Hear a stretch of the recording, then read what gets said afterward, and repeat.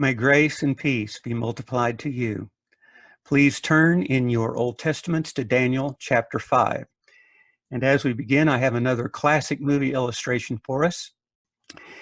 In 1944, Paramount Pictures released a dark film, a crime movie called Double Indemnity. It starred Fred MacMurray, and he plays Walter Neff, an insurance salesman who falls for a married woman, Phyllis Dietrichson, played by Barbara Stanwyck, and he agrees to kill her husband for insurance money.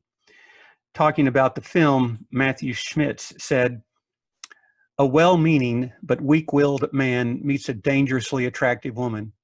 Preferring her company to any prior bond or higher duty, he becomes complicit with her in wrong. So we have murder for the sake of love. He knows the folly of what he's doing." He says in the film, "I knew I had hold of a red-hot poker, and the time to drop it was before it burned my hand off." Anyway, he comes up with this quote-unquote foolproof plan so that Phyllis can collect twice as much insurance money for her husband's accidental death. Accidental in quotes there. That is double indemnity. They stage a crime to look like an accident, as if the man falls from a train and breaks his neck. Now, what Walter Neff hadn't counted on was his friend, Bernard Keyes, who's played by Edward G. Robinson. He trusts Neff. He's a claims adjuster, but he starts to figure things out. We'll come back to this in a minute. Daniel chapter 5, Nebuchadnezzar has died. A new king is on the throne, Belshazzar. His identity has been debated. According to historical records, he was a son of Nabonidus or Nabonidus. That probably means he was co-regent then, while Nabonidus was in Arabia. Now, several times, Daniel chapter 5 refers to Nebuchadnezzar as Belshazzar's father, and that might mean his predecessor, or if Nabonidus or Nabonidus had married Nebuchadnezzar's daughter, then he was his grandfather. Nebuchadnezzar was Belshazzar's grandfather. Hope all that's clear. So at the outset, things appear to be going well. Belshazzar, the king, holds a great feast for 1,000 of his nobles. They're all there. Verse 2, when Belshazzar tastes the wine, he gives orders to bring the vessels of gold and silver, which Nebuchadnezzar, his father, had taken from the temple in Jerusalem, that the king, his nobles, his wives, and his concubines might drink from them. Verse 3, they brought the golden vessels which had been taken from the temple, the house of God in Jerusalem, and the king, his nobles, wives, and concubines were drinking from them. They drank wine and praised the gods of gold, silver, bronze, iron, wood, and stone. So this was an act of sacrilege. Sacrilege is showing disrespect or contempt for the holy. It's taking what is consecrated, dedicated, set apart to God, and using it, misusing it for oneself. It is a violation of something sacred. Some time ago, my wife, Sandy, and I were watching a show on TV in which the actor is a medical examiner. And he says, "I'm not a religious person, but I find desecration of the human body to be positively indecent." So, in other words, the human body is holy. It deserves respect. It's distinct. It's not ordinary. So these vessels that were ordained for the worship of God are used at a palace drinking party to praise the idols of gold and silver. To treat holy vessels like this is to slight the deity of God, as Golden Gay has pointed out. It's not going to get a pass. So, verse 5, at that moment, the fingers of a human hand appeared and wrote on the plaster of the royal palace wall, opposite the lampstand, this branching candlestick, so the king could see the hand as it wrote. Verse 6, then the countenance of the king changed. His face went pale. His thoughts alarmed him. He lost the strength to stand, and his knees began knocking together. The king called aloud to bring in the enchanters, the Chaldeans, and the astrologers, the sorcerers, wise men, and diviners. The king said to the wise men of Babylon, whoever can read this writing and show me its interpretation shall be clothed with purple, a color of royalty, wear a chain of gold around his neck, and rule third in the kingdom, third highest, third in command. But again, all the king's forces and all the king's men could not read the writing or make known its interpretation. Verse 9, King Belshazzar was greatly alarmed. His countenance changed, his face grew even paler, and his nobles were perplexed. They were in a state of confusion. God intervenes, and the Babylonian experts are helpless. And the king is even more scared. So verse 10, the queen, that would probably be the queen mother, Belshazzar's mother, because of the words of the king and his nobles, entered the banqueting hall. The queen said, O king, live forever.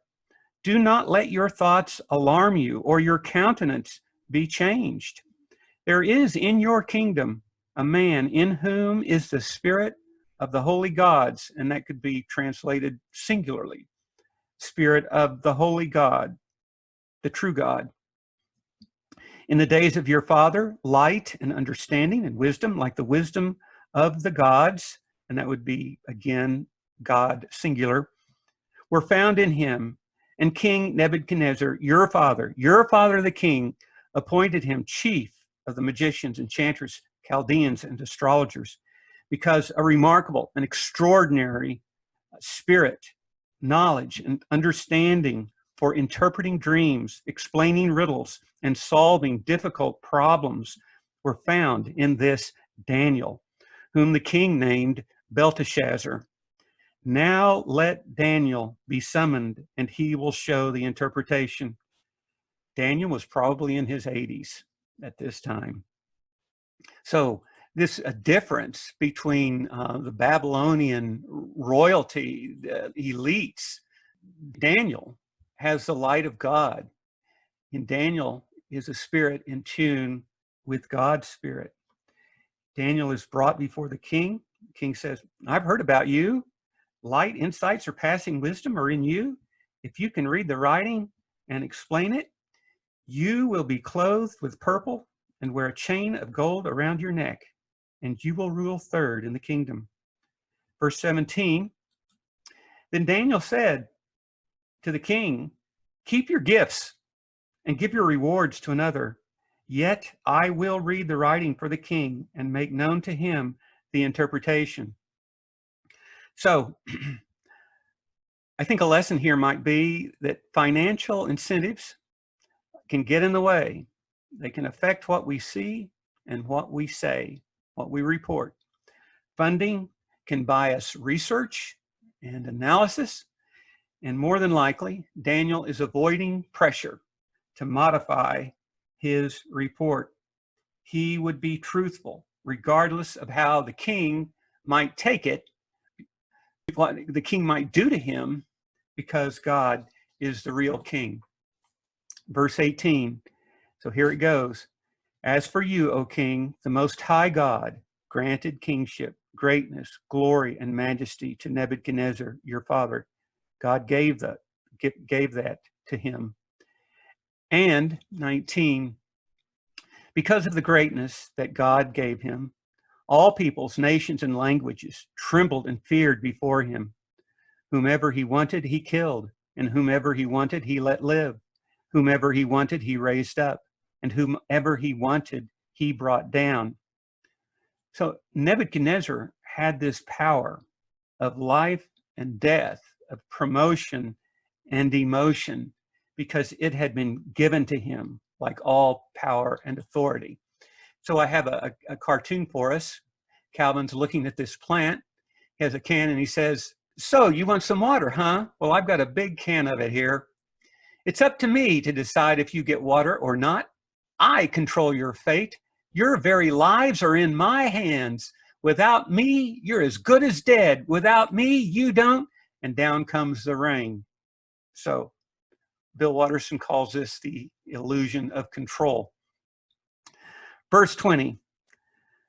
But when his heart was lifted up and his spirit was hardened, so Daniel is still talking about Nebuchadnezzar, when he became haughty and overbearing, so that he acted arrogantly, he was brought down from his kingly throne, and his glory was taken from him. Verse 21. He was driven from among men. So we have social distancing here from individuals, from other humans. His mind was made like that of an animal, and his dwelling was with the wild asses, with these brute beasts. He was fed grass like an ox, and his body was wet with the dew of heaven, until he understood that the Most High God rules the kingdom of mankind, is sovereign over the human realm, and sets over it whom he will, whomever he wishes. So again, this was an ancient form of social distancing.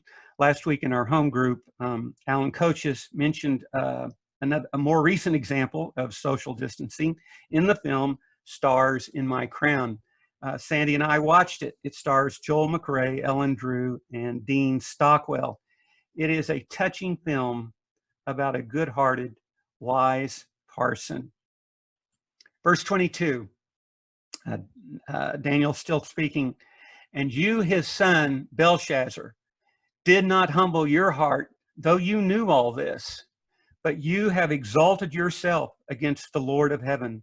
The vessels of his house were brought before you, and you, your nobles, your wives, and your concubines have drunk wine with them, and you have praised the gods of silver and gold, of bronze, iron, wood, and stone, which do not see, or hear, or understand. But the God who holds your breath, your life breath in his hand, and all your ways, your destiny, him you have not honored, you have dishonored. And so from his presence, the hand was sent, and this writing was inscribed. The hand which wrote was sent from God. So Belshazzar did not learn the lesson of his father, from Nebuchadnezzar's example. So again, we have some other examples like this. Hobbes asks Calvin, aren't you supposed to be doing your homework? I'm pretty sure the assignment was optional. Denial springs eternal. It's not denial. I'm just very selective about the reality I accept. And one more, Calvin and his family are on a road trip, and he asks, how do they know the load limit on bridges, Dad? They drive bigger and bigger trucks over the bridge until it breaks. Then they weigh the last truck and rebuild the bridge. Oh, I should have guessed. Dear, if you don't know the answer, just tell him. Well, I don't have to make all those mistakes myself to learn. I can understand and gain knowledge from other people, from their experiences, even from what they do that's wrong. So some lessons here. Wisdom is grounded in the fear of God, knowing who he is, his will, what a blessing that is, knowing what to do and doing it, and seeing what will happen if we choose another way. Belshazzar would not even give a passing nod to the God to whom he owed his very existence. So a question for discussion that I'd like to put before you. What things are sacred today? What is inviolable to God? Not to be violated, not to be defamed or misused, profaned. So think about that, or talk about that for a couple of minutes.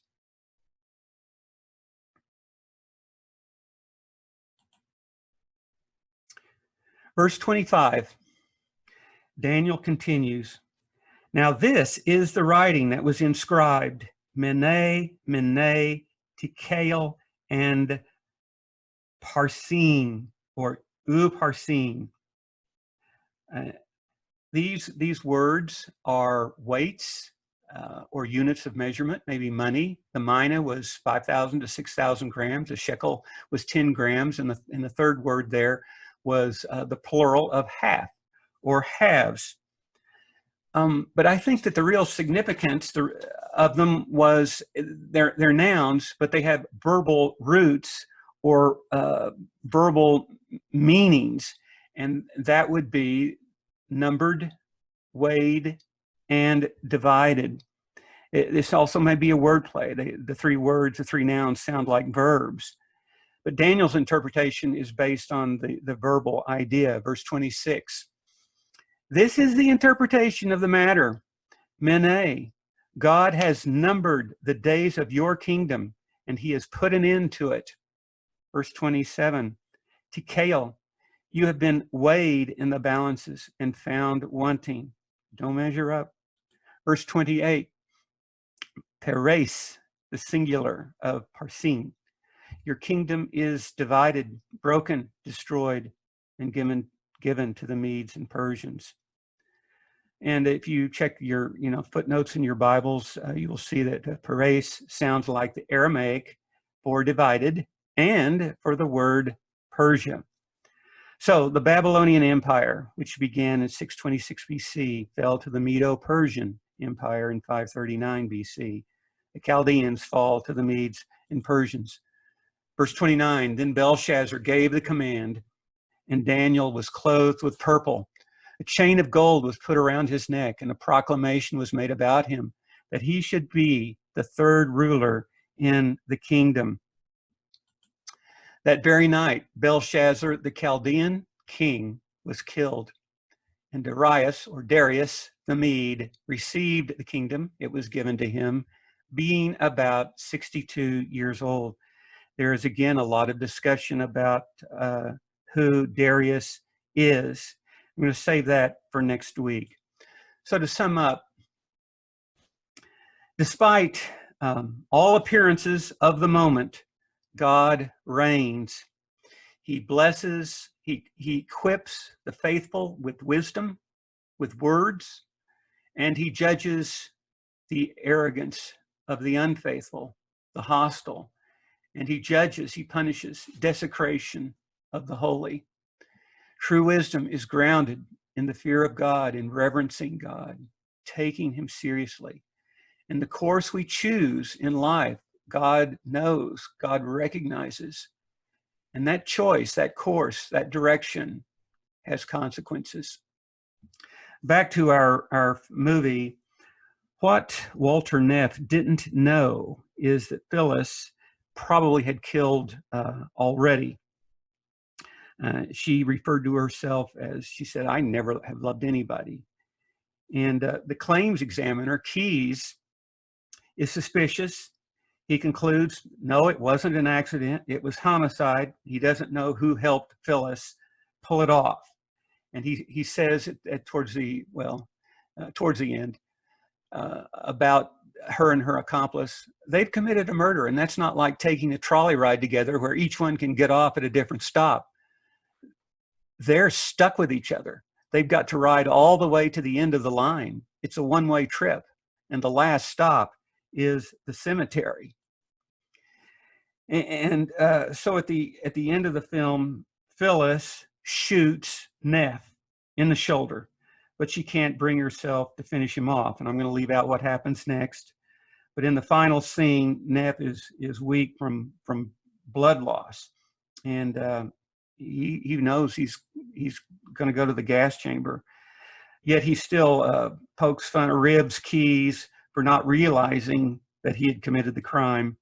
He says, you know why you didn't figure this one, Keyes? The guy you were looking for was too close. He was right across the desk from you. And then Keyes says, closer than that, Walter. So this is a tragedy, from which we can learn. So the Lord knows the ways of the righteous. He prospers, he sees, the way, the path of the righteous, the direction, but the way of the wicked will perish. And that leads us finally to another wonderful hymn from the Timeless collection, How Blessed, taken from Psalm 1. It was written by Mark Shipp, Randy Dahl, Ruth Ann Somerville, and Debbie Dorman. How blessed are the pure in heart who do not walk in sin. They do not stand in scoffers' paths, nor choose to sit with them. But in the righteous law of God is all of their delight, and on this law they meditate by day and through the night, by day and through the night. They flourish like a fruitful tree by streams of water found. They yield their fruit in season and in righteousness abound. But wicked ones are like the chaff the wind drives far away, and like the straw they blow about and fall along the way, and fall along the way. Their sinfulness will not endure, nor will their footsteps fall in congregations of the just who answer at his call. For God keeps faith with righteous ones who trust him from their birth. But all who walk in wickedness will perish from the earth, will perish from